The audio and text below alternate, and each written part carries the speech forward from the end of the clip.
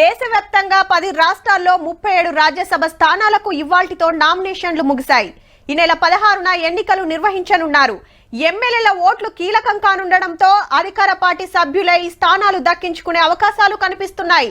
ఇక తెలంగాణలో పరిస్థితి చూసినట్లయితే ఖాళీ అవుతున్న 2 స్థానాలు కాంగ్రెస్ ఖాతాలోనే పడనున్నాయి.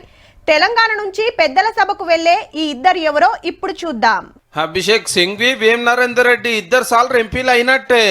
అసెంబ్లీకి వచ్చి నామినేషన్ కాగితాలు సమర్పించారు. సీఎం సారు మంత్రులు ఎంటరాంగా తెలంగాణకెళ్లి రాజ్యసభకి ఇద్దరికి ఛాన్స్ ఇచ్చింది హైకమాండ్. అభిషేక్ సార్ది రాజస్థాన్ రాష్ట్రము. సుప్రీంకోర్టులో ఎన్నో ముఖ్యమైన కేసులు వాదించిన సీనియర్ వకీల్ కూడా. మొన్నటిదాకా కూడా మన కాంచెల్లి ఎంపీ అయితే మళ్ళీ ఇప్పుడు కావతున్నాడు. ఇక వేం నరేందర్ రెడ్డి సార్ పుట్టింది మహబాద్ జిల్లా. 22 ఏళ్ల కిందట టీడీపీ ఎమ్మెల్యేగా గెలిచిండు. రేవంత్ రెడ్డి సార్ తోటి సైకిల్ దిగి కాంగ్రెస్ వచ్చి పిసిసి వైస్ ప్రెసిడెంట్ పదవి చేసిండు. పార్టీ పవర్లోకి వచ్చిన కాంచెల్లి సీఎం సార్ కు సలహాదారుడు. ఇద్దరు జిగ్రి దోస్తులని పేరుంది. అయితే ఈ ఎలక్షన్ లా ఎమ్మెల్యేలకే ఓటకు ఛాన్స్ ఉంటది. బలం బలగం చూసి అధికార పార్టీకి తప్ప బీఆర్ఎస్ బీజేపీకి ఛాన్స్ లేవు. అందుకే పోటీకి రాలే. మజ్లిస్ పార్టీ కూడా కాంగ్రెస్ కే మద్దతు ఇచ్చింది ఎమ్మెల్యేలను దోలి. ఒక ఆయన సొంతంగా నిలబడ్డాడు గాని నామినేషన్ కాగితాల మీద 10 మంది ఎమ్మెల్యేల సంతకాలు కావాలి కాబట్టి ఉత్తదే అయినట్టే.